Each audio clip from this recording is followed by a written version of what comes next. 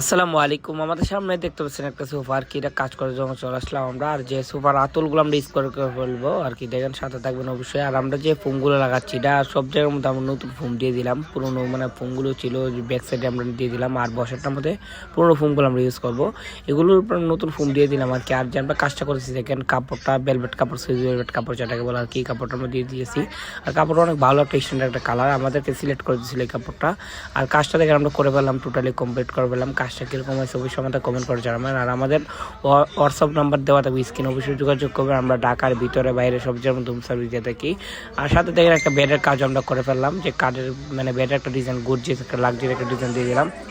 আর যে ডিজাইনটা এটা আমরা কাস্টমার আমাকে ডিজাইন দিয়েছিল, আর যে সেম কাপড় সোফার মধ্যে যে কাপড়টা আমরা ইউজ করছি সেম কাপড় আমরা বেডের মধ্যে দিয়ে দিলাম।